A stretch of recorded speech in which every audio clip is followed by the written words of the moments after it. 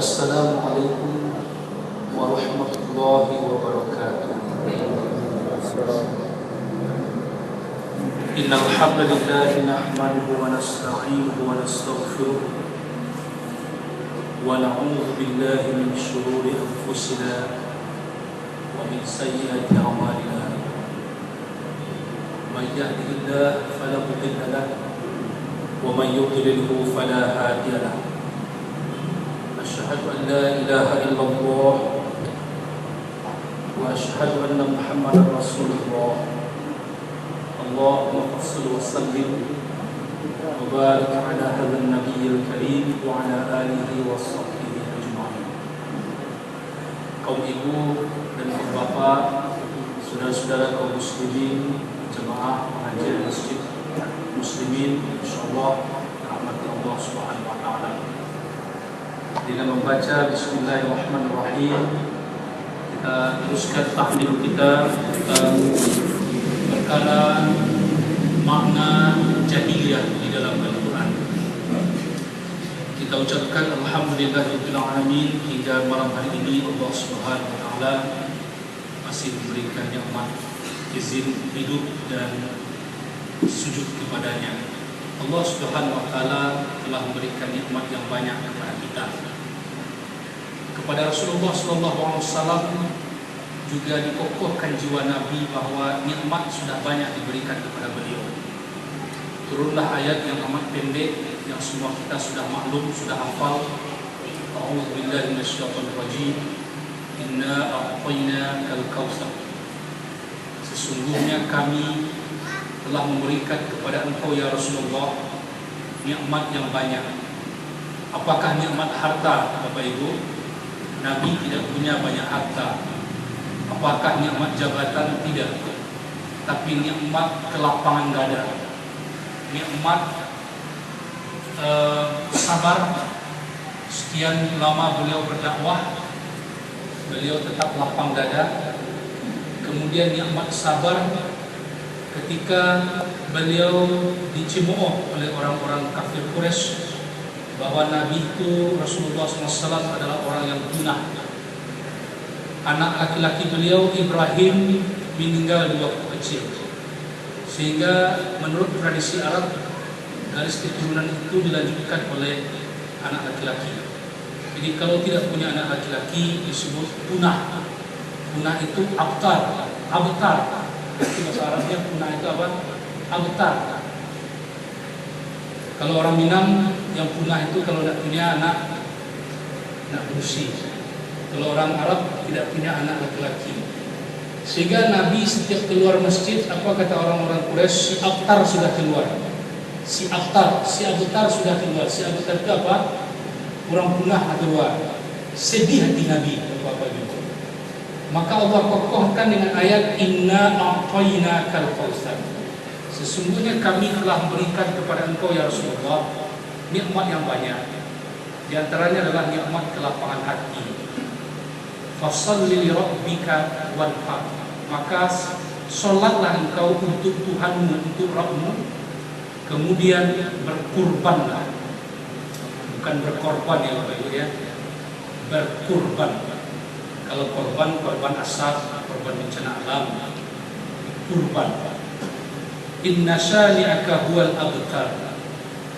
Yang sebenar-benar terputus, yang abtar itu, yang punah itu apa, Bapak Ibu? Orang-orang yang memang tidak mau bersyukur, tidak mau sholat, tidak mau berkurban, itu yang abtar. Jadi Nabi digelar-gelari si abtar, orang yang terputus keturunannya. Yang sebenar-benar abtar, kata Allah, orang yang terputus dari rahmat Allah Subhanahu wa taala. Kita syukuri itu malam ini Bapak Ibu.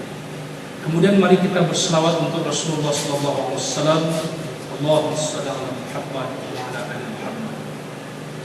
Bapak dan Ibu jamaah rahimakumullah.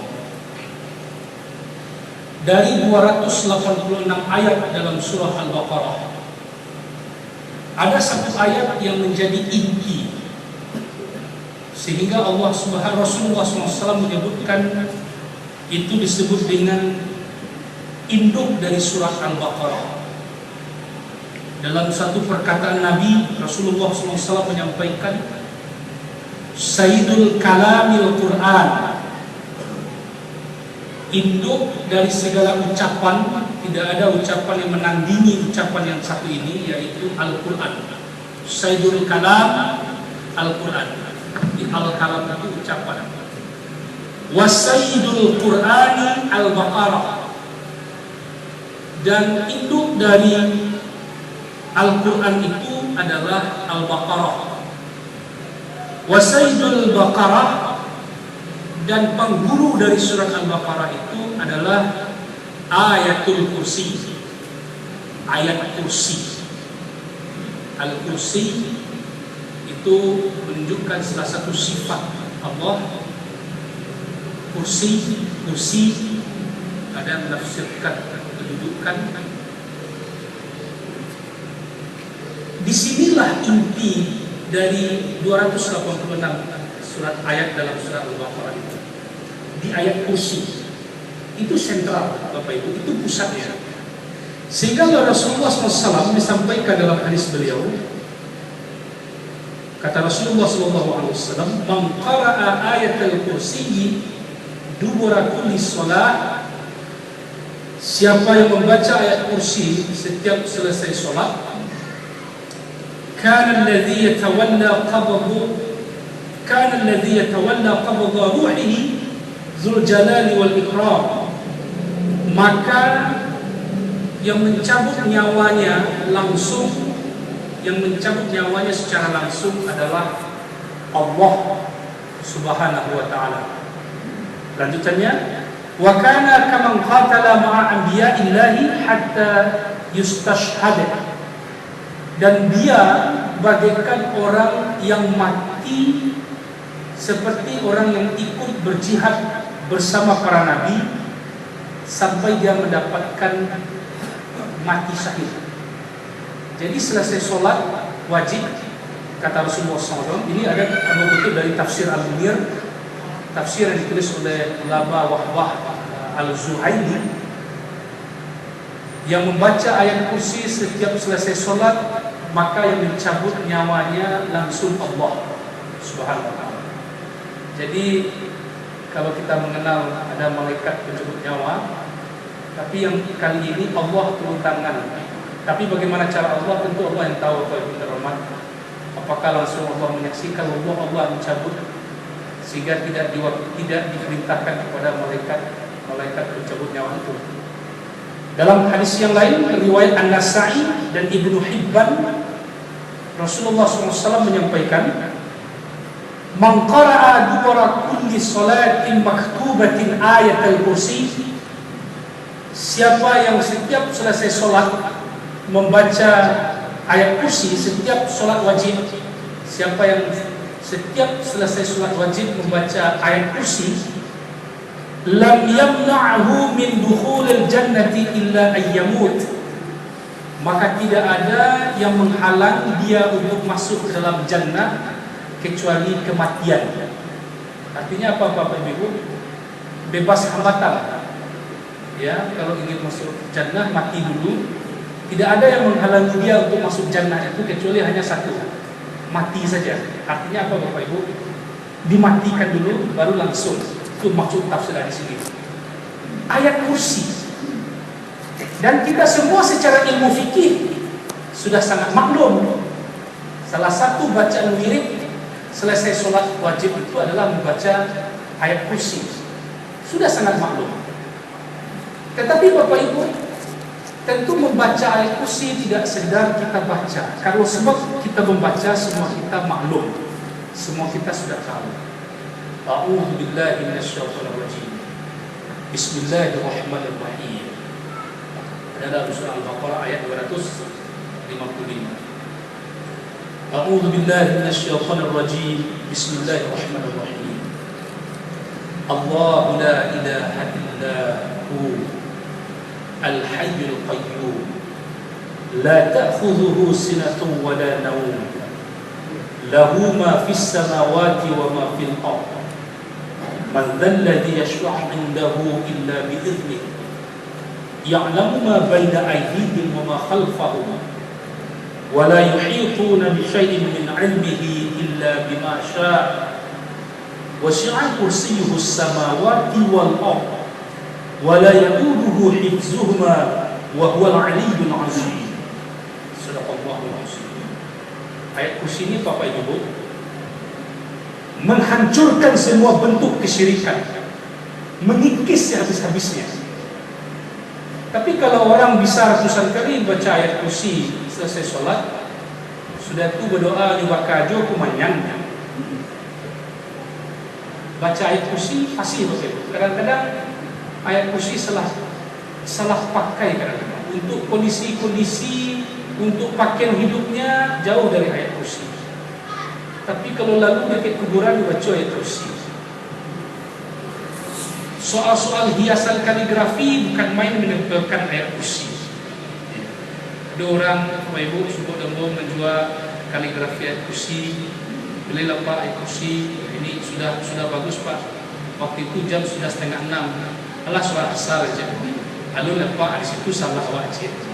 Ayat kursi buat kebik mama suara asar tu aja. Casolat. Di sini contoh Bapak Ibu yang terhormat. Betul ayat kursi sentral dalam surah Al-Baqarah. Tetapi kita maknai ayat kursi ini apa sesungguhnya pengaruh tauhid dengan asma sifat. Sebab di dalam ayat kursi ini diajarkan kepada kita tauhid yang disebut dengan tauhid asma'u wa sifat. Tauhid dengan nama-nama dan sifat Allah. Ini kita bahas pada pertemuan-pertemuan sebelumnya. Di dalam nama ada sifat. Allahu la ilaha illahu. Allah tidak ada ilah kecuali Dia.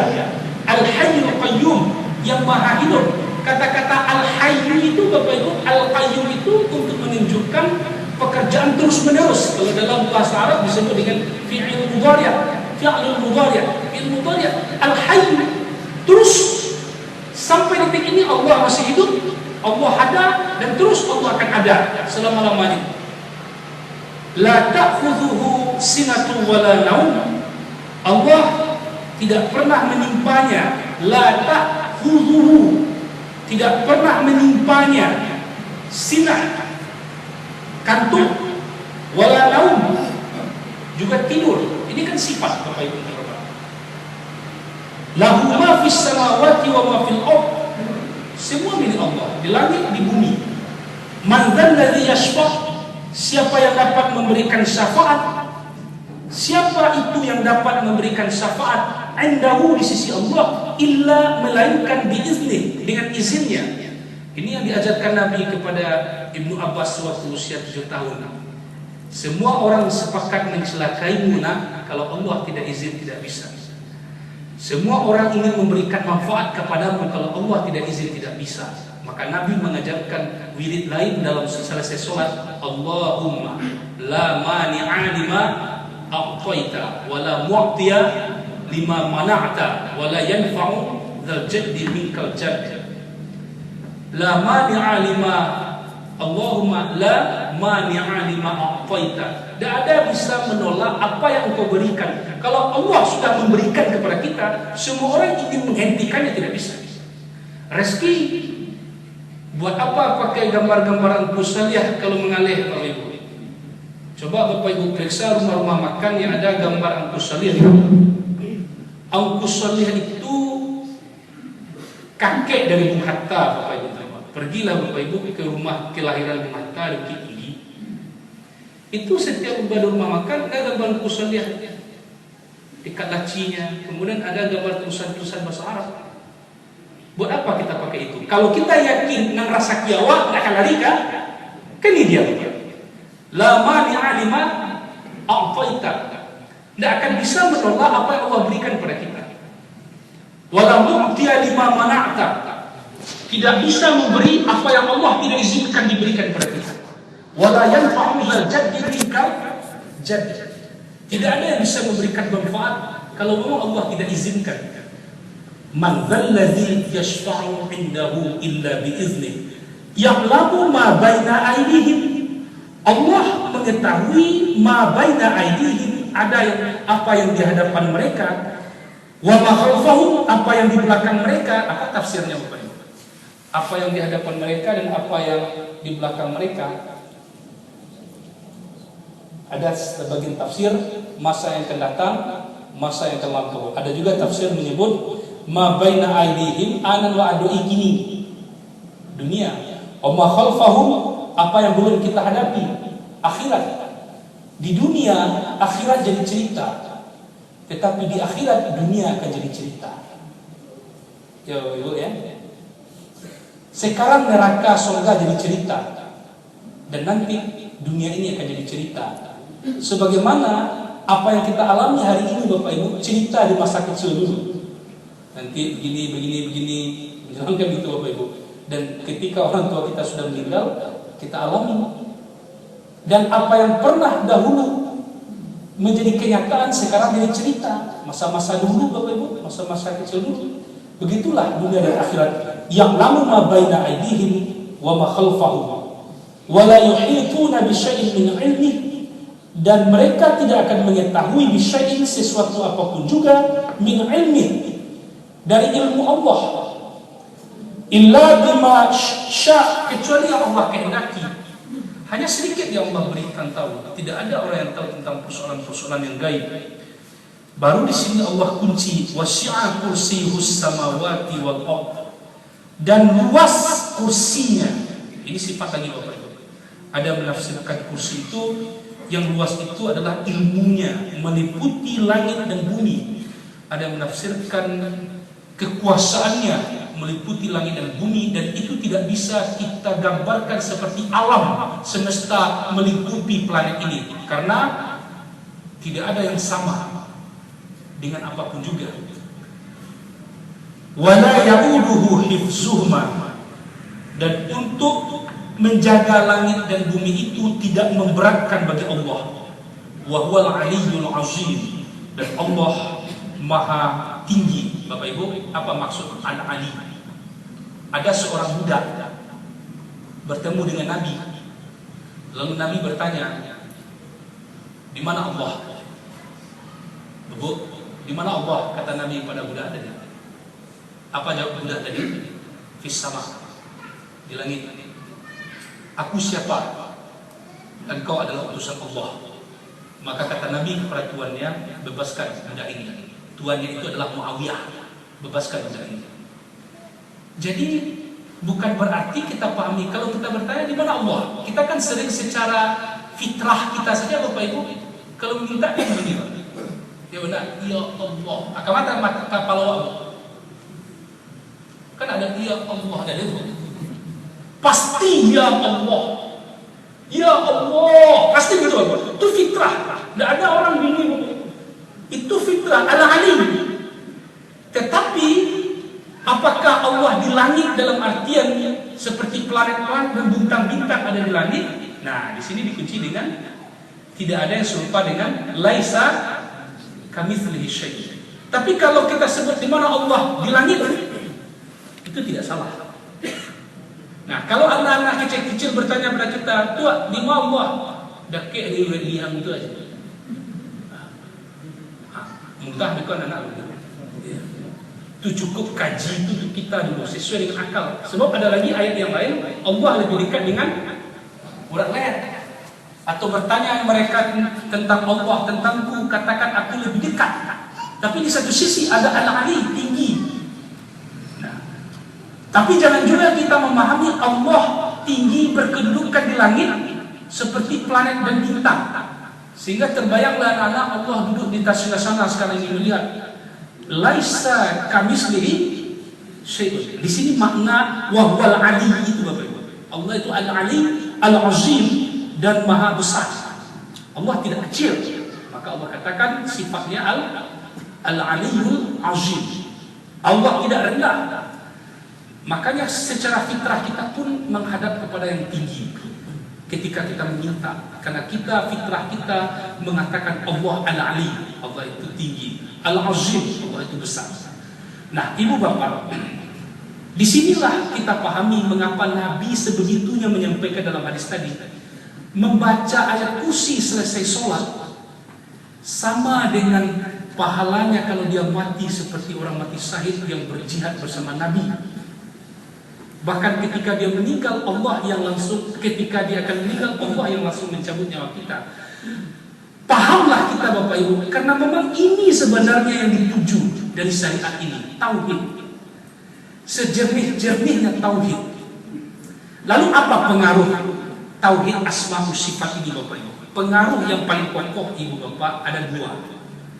Satu, benar-benar kita meyakini dan benar-benar kita merasakan tenang dalam kebersamaan dengan Allah. Inilah yang dalam kajian tauhid disebut dengan ma'iyatullah. Itu yang pertama. Ma'iyatullah. Jadi Ibu Bapak, kita jangan sampai larut dalam perdebatan persoalan apa maksudnya al-ali, apa maksudnya al-azim, apa maksudnya kursi, kan itu Ibu Bapak kan? Tetapi mestinya kita sudah sampai pertama merasakan benar-benar tauhid ini menanamkan ke dalam hati kita, kepada jiwa kita, sehingga kita tenang Bapak Ibu, yaitu ma'iyatullah. Kebersamaan, itu kebersamaan dengan Allah. Nah, di dalam kajian tauhid Bapak Ibu, kebersamaan Allah dengan hamba-hambanya itu ada dua. Ini sudah agak lebih ke mengaji Bapak Ibu ya, teori keilmuan sebenarnya itu, ilmu tauhid. Satu, pertanyaan kita, apakah Allah tidak tahu makar yang direncanakan Yahudi? Kenapa Syiah sesat akidahnya disebut dalam pandangan ulama Ahlussunnah wal Jamaah? Karena Syiah itu mengatakan Allah tidak tahu dengan rencana akan dibunuhnya Husain. Kalau Allah tahu katanya pasti Allah cegah. Bahayanya akidah Syiah itu Bapak Ibu. Cucu Nabi mah, sehingga Allah tidak tahu apa yang akan terjadi katanya.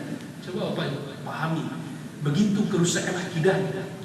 Apakah Allah tidak tahu makar-makar yang akan direncanakan orang-orang di luar Islam kepada kita? Allah tahu, karena kebersamaan Allah dengan makhluk itu ada yang disebut dengan ma'iyatullahu al-ammah. Ma'iyatullah al-ammah. Jadi ma'iyatullah al-ammah itu artinya Bapak Ibu, kebersamaan Allah dengan semua manusia.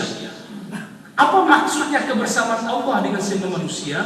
Allah tahu, Allah mengontrol, Allah mengetahui siapapun manusianya. Allah bersama semua manusia, sehingga tidak ada yang lari dan bisa luput dari pengetahuan Allah. Itu bentuk ma'iyatullah yang pertama. Bapak Ibu ajak buka surat Al-Hadid, surat ke-57 ayat 4. Sebab nanti Bapak Ibu ada kebersamaan khusus dalam surah Al-Hadid ayat 4, surat 57 ayat 4. Membacakan saja ujung ayat. A'udzubillahi minasyaitonirrajim. Bismillahirrahmanirrahim. Wa huwa ma'akum. Ini yang sering Bapak Ibu baca. Wa huwa ma'akum aina ma kuntum wallahu bima ta'maluna basir. Allah ma'akum, dan Dia Allah ma'akum bersama kamu. Kamu di sini siapa Bapak Ibu? Seluruh manusia. Aina ma kuntum, di mana saja kamu berada, wallahu bima ta'maluna basir. Allah mengetahui, Allah dengan apa yang kamu lakukan basir, melihat siapapun mereka. Tetapi Bapak Ibu, ada kebersamaan khusus. Inilah yang disebut dengan ma'iyatullah al-khassas. Kebersamaan khusus, kebersamaan Allah khusus dengan orang-orang tertentu. Allah menyebut yang pertama, Allah bersama orang-orang sabar. Sudah lama kita tahu ayat ini Bapak Ibu. Asalkan sabar, Allah tidak akan pernah lari, Allah tidak akan pernah tutup mata telinga. Allah pasti bersama orang sabar. Pasti Allah dengar doanya. Asalkan sabar. Pasti Allah dengar rintihannya. Pasti Allah lihat penderitaannya. Asalkan sabar. Ini yang sering kita baca dalam surah Al-Baqarah ayat 153. Ayat ini terkenal Bapak Ibu. Kita bacakan supaya meninggalkan keyakinan, memperkuat tauhid kita kembali. A'udzubillahi minasyaitonir rajim. Bismillahirrahmanirrahim. Ya ayyuhalladzina amanu ista'inu bis-sabri was-shalah. Coba Bapak Ibu bayangkan. Sudahkah sholat lalu sabar itu benar-benar memberikan pengaruh, sehingga Allah sebutkan, wahai orang-orang beriman, mohonlah pertolongan kepada Allah bis-sabri, dengan sabar, kemudian melalui sholat. Lalu Allah tutup dengan kalimat innallaha ma'as sabir. Asalkan sabar, Allah mendengar rintihan kita. Tidak perlu kita mengatakan, kenapa engkau katakan engkau buatkan ini padaku ya Allah. Asalkan sabar, Allah tahu. Itu kebersamaan khusus Bapak Ibu. Lalu kebersamaan yang kedua, Allah bersama orang-orang yang takut dengan Dia. Inilah yang kita baca kembali dalam surah Al-Baqarah ayat 194. Wattaqullaha wa'lamu innallaha ma'al muttaqin. Kita garis bawahi lagi Bapak Ibu. Takut kamu kepada Allah, ketahuilah Allah bersama orang-orang yang takut. Dalam ayat lain juga Allah katakan wallahu ma'al muhsinin. Allah bersama orang-orang baik. Ada seseorang kenalan saya Bapak. Dia tidak bersalah, tapi tertuduh bersalah. Ibu Bapak yang terhormat. Walaupun pada akhirnya pengadilan memutuskan dia tidak bersalah. Tapi sebelum dia dieksekusi oleh jaksa, ada satu nasihat seorang ustaz yang datang kepada beliau. Yakin tak Bapak dengan wallahu ma'al muhsinin, Allah bersama orang-orang baik? Kalau yakin awak tak salah Bapak Ibu. Yakin kita tidak pernah melakukan kesalahan. Yakinlah kita Allah bersama kita. Buya Hamka, kalau ayah bunda baca, Bapak Ibu baca buku beliau yang terkenal, Tasawuf Modern, itu judul buku Buya Hamka Bapak Ibu. Buya Hamka itu ditangkap oleh Presiden Soekarno tanpa bukti. Dia dipenjarakan pagi hari Sabtu ketika itu. Buya Hamka bercerita, ditangkap saja, tidak pernah disidang. Bapak Ibu tahu apa penderitaan mendiang Buya Hamka selama di dalam kantor polisi ketika masa-masa itu, masa-masa peralihan Orde Lama ke Orde Baru itu? Saya disetrum, kata Buya Hamka. Saya dipaksa untuk menandatangani surat bahwa memang saya melakukan perencanaan pembunuhan terhadap Presiden Soekarno. Tidak pernah saya lakukan itu, kata Buya Hamka, dan saya tidak mau. Saya dipukul, saya disetrum, kata Buya Hamka. Sampai ketika itu beliau mengatakan, hampir saja saya cari pisau silet untuk memutus urat nadi saya, kata Buya Hamka. Lalu saya bicara sendiri pada diri saya, Malik, nama keteknya kan Malik. Kalau sempat kau putuskan urat nadimu, apa kata orang?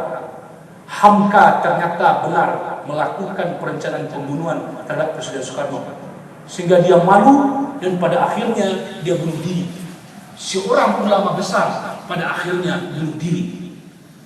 Disitulah nak jadi Buya Hamka, Bapak Ibu terhormat, dia campakkan pisau silet dan jadi dia putuskan urat nadi. Kemudian apa kata beliau? Ketika saya sedih, gelisah, saya baca-baca kembali buku saya tadi. Sehingga kata orang, Buya Hamka membaca kembali buku-bukunya. Samulojo ceramah-ceramah itu Bapak Ibu terhormat. Ya mudah-mudahan kami nama dia pengajian lu Ibu Bapak, kan Samulojo dokter Pak. Kalau sakit dokter itu dokter lu bebeknya Bapak Ibu terhormat. Ya. Ada seorang guru besar, sudah profesor, dia juga mubali, meninggal anaknya dalam kecelakaan Bapak Ibu terhormat. Takziah kami ke rumahnya. Apa katanya Bapak? Ambo kalau ustaz di Kecilurang, lamu bali ambo di Kecilurang. Iyo ibarat dokter, kalau sakit iyo dokter pulau mobe. Butuh diberikan nasihat. Rekaman-rekaman seperti ini Bapak Ibu, sesekali dan setiap waktu kembali kita dengarkan. Ambo pun mendengarkan kembali ulang ceramah-ceramah ini Bapak Ibu. Nah kembali kepada Buya Hamka tadi, di situ beliau meyakini Kalau kita tidak salah lalu diberikan ujian oleh Allah Subhanahu wa taala, jangan lari, yakini dengan keyakinan wallahu ma'al muhsinin. Allah bersama orang-orang baik, wallahu ma'as sabirin. Allah bersama orang-orang sabar, wallahu ma'al muttaqin. Allah bersama orang-orang takut. Allah akan lari, Allah akan jauh dari kita. Asalkan kita sabar, asalkan kita takut, asalkan kita benar-benar yakin di jalan kebaikan. Maka Bapak Ibu yang terhormat, keyakinan ini, keyakinan akan asma wa sifat, tauhid asma wa sifat ini benar-benar meyakini kita Allah bersama kita. Di masa Rasulullah SAW, ada kalanya Allah langsung meyakinkan kaum muslimin dengan peristiwa-peristiwa tertentu. Apa salah satu contoh, dan ini sudah pernah saya sampaikan Bapak Ibu, yang cukup menarik. Allah menunjukkan bahwa Allah bersama kalian semua. Allah tahu, termasuk pembicaraan rahasia pun yang kalian buat, Allah tahu. Banyak peristiwa yang dibongkar oleh Allah Bapak Ibu. Salah satunya, ini sudah pernah saya sampaikan dalam pengajian pada beberapa waktu yang terdahulu. Betapa seorang muslim yang munafik yang mencuri harta benda milik pamannya. Lalu ketika orang sudah mengarahkan telunjuk kepada dia, dan dia tahu, orang kampung juga tahu, orang kampungnya tahu dia mencuri, suatu hari di tengah malam, suatu malam, dia letakkan dengan diam-diam harta yang dia curi tadi ke rumah tetangganya yang beragama Yahudi. Ya Bu? Siapa yang mencuri itu? Tu'mah namanya. Siapa tetangganya itu? Zaid bin Samin namanya. Tengah malam dia masuk ke rumah tetangganya tadi, dipindahkannya barang bukti yang dia curi ke rumah tetangganya itu. Kemudian keesokan paginya, dengan didampingi orang kampungnya, datang ke rumah Rasulullah di Madinah, di Masjid Nabawi. Beliau dengan gagah berani mengatakan, bukan saya yang mencuri ya Rasulullah, tetapi yang mencuri adalah tetangga saya orang Yahudi itu. Buktinya, barang bukti yang hilang itu ada di rumahnya. Allah menunjukkan, wa huwa ma'akum aina ma kuntum. Allah bersamamu di mana saja kami berada. Apa yang ditunjukkan Allah Bapak Ibu yang terhormat? Nabi hampir saja memberikan hukuman kepada orang Yahudi tadi. Karena memang barang bukti ada di rumahnya. Dan Nabi berkeyakinan dia yang mencuri. Setelah sholat asar, Allah turunkan ayat yang cukup panjang kepada Nabi, menyadarkan kepada kita Allah bersama kita. Makar yang kita buat direncanakan, Allah lebih hebat balasan makarnya. Bagaimana hebatnya PKI ingin menghancurkan kita, diperintahkan membuat lubang di setiap rumah, betul Bapak Ibu ya? Katanya akan ada serangan, tapi Allah balas makar itu. Sampai-sampai untung dan aidit dalam lemari ditemukan. Allah balas makar itu Bapak Ibu yang terhormat. Maka tidak ada yang bisa memungkiri atas berkat rahmat Allah. Tidak ada yang bisa menggambarkan apa yang kita dapatkan kemerdekaan ini atas berkat rahmat Allah. Bagaimanapun hebatnya orang menghancurkan, ketika Allah tidak izin, ingat makar Allah lebih hebat. Bagaimanapun orang kita bisa merencanakan Bapak Ibu, menutup semua kebusukan, maka Allah lebih hebat. Ini pengaruh tauhid asma wa sifat. Inilah pengaruh ayatul kursi yang Nabi menyuruh kita membacanya setiap sholat wajib. Selesai sholat wajib. Selesai sholat asar Bapak Ibu, turun ayat kepada Nabi, membela orang Yahudi yang tidak bersalah. Jadi dalam Quran Allah memberikan pembelaan. Ada Allah berikan pembelaan kepada Aisyah radhiyallahu anha karena dia dituduh berselingkuh, lalu Allah turunkan ayat dalam surah An-Nur, Allah berikan pembelaan. Lalu ada pula Allah memberikan pembelaan kepada orang Yahudi. Orang Yahudi tak bersalah, tertuduh tapi tidak bersalah. Mana ayatnya yang waktu itu diturunkan Allah Bapak Ibu? Silakan kita Bapak Ibu buka, kita baca surah An-Nisa. Surat yang keempat, ayat 105 sampai 113. Nah, ini mudah-mudahan sering kita baca Bapak Ibu, supaya benar-benar kokoh tauhid kita, dan supaya penyakit munafik tidak hinggap di dalam batin kita. Sebab Bapak Ibu, kalau ma'iyatullah sudah ada di dalam jiwa, ada yang keluar penyakit Bapak Ibu. Nah mungkin kafir dengan munafik ada dalam satu hati. Begitu kata Nabi. Nyo harus ada mengantir C salah satunya Bapak Ibu. Kalau sudah tertanam ma'iyatullah, apa yang keluar lagi Bapak Ibu? Yang keluar adalah munafik. Ya, dia tidak bisa sekali dua ada di dalam satu hati. Nah Bapak Ibu, kita lihat surah An-Nisa, surat yang keempat ayat 105 sampai 113.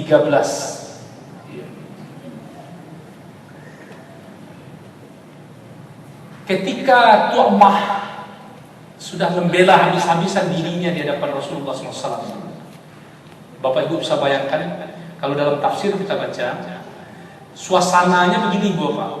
Tu'mah lalu dikawal oleh orang kampungnya. Ada kampung di Madinah itu yang terkenal penduduknya banyak munafik, Bani Umairah namanya. Ya, kaum Umairah itu penduduknya banyak munafik. Kalau induk Maliang orang Madinah jadi ke kampung. Ya. Dia muslim tapi muslim munafik. Ya. Dikawal oleh orang kampung. Dalam tafsir kamu baca Bapak Ibu, tuo mudo kete mengawal si Tu'mah tadi, meyakinkan Nabi bukan Tu'mah yang mencuri ya Rasulullah. Jadi Tu'mah ini mencuri harta benda milik pamannya, tapi yang mencuri orang Yahudi itu. Padahal orang kampungnya juga tahu bahwa dia yang mencuri, tapi pegak kampung menanggapkan benang basah, dia tutup. Nah, ketika itu Bapak Ibu, saat Tu'mah sudah berada di depan Nabi, maka turunlah surat An-Nisa, surat yang keempat ayat 105. Kita baca ayat ini. A'udzu billahi minasyaitonir rajim. Bismillahirrahmanirrahim. Inna anzalna ilaikal kitaba bil haqq.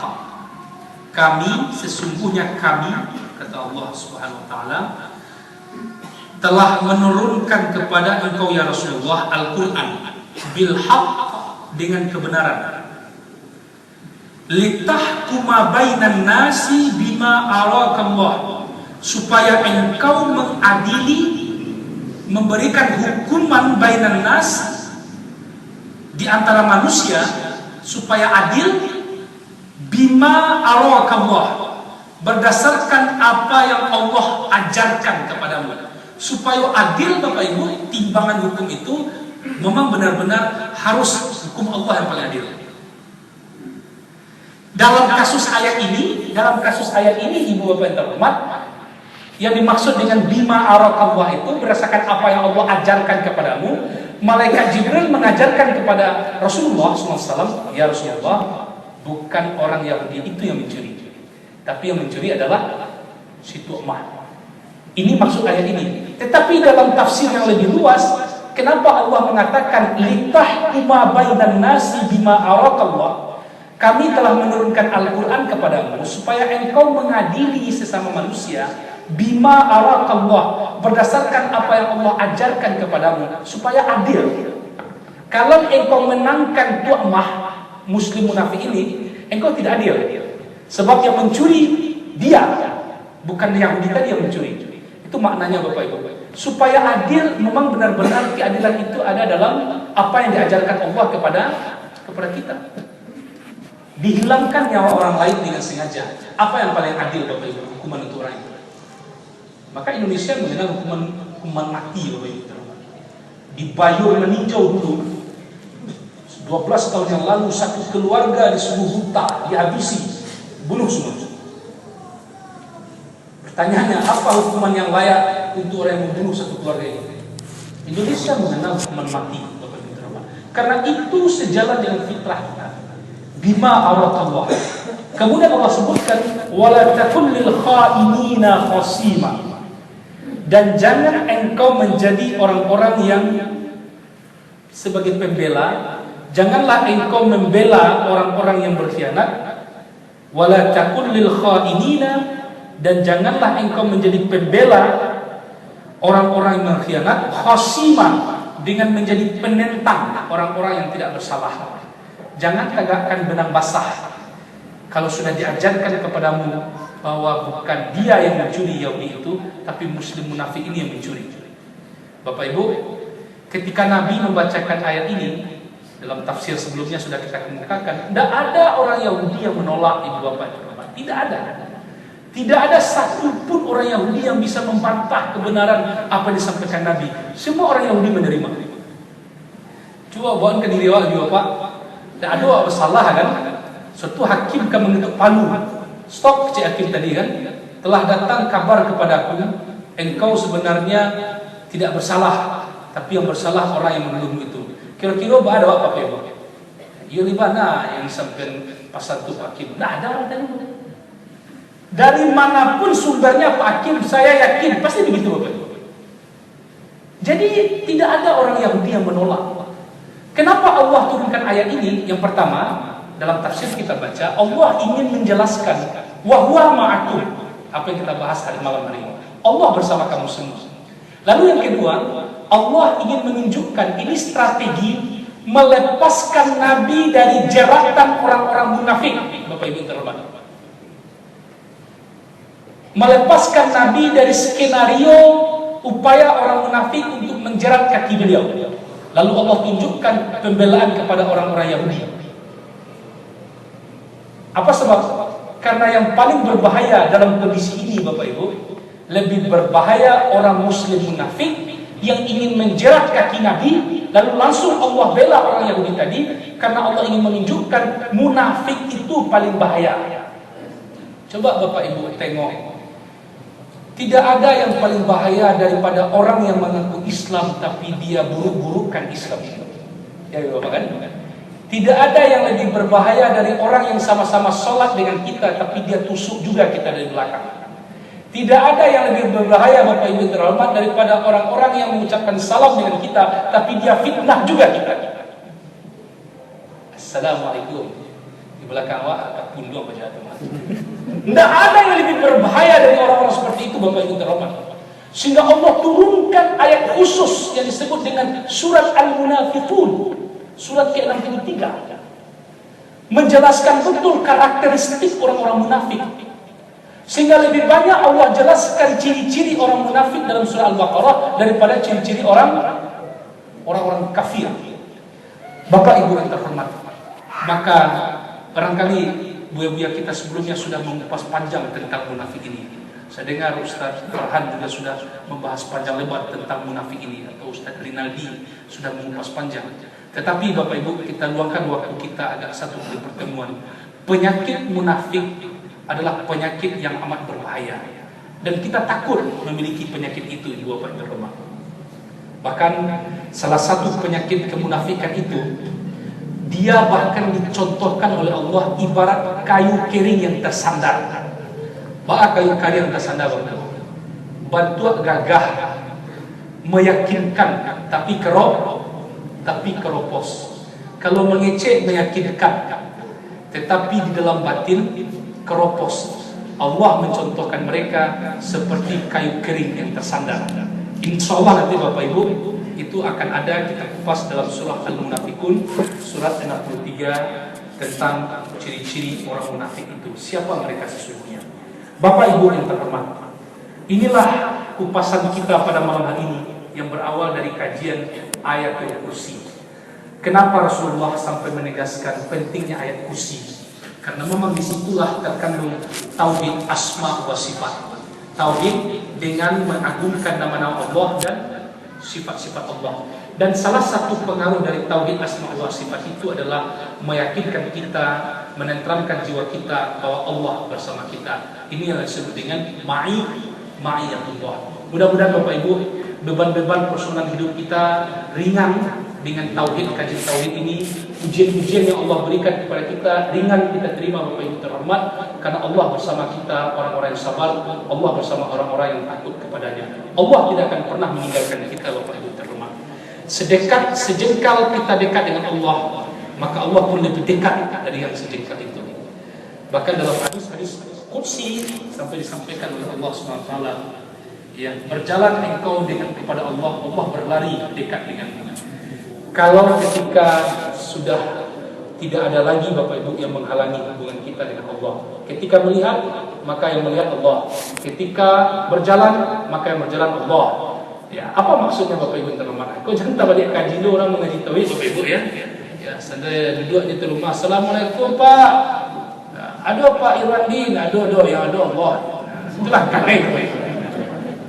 Ada Allah yang ada Irwandi. Siapa orang seperti itu Bapak Ibu? Namanya Al-Halaj.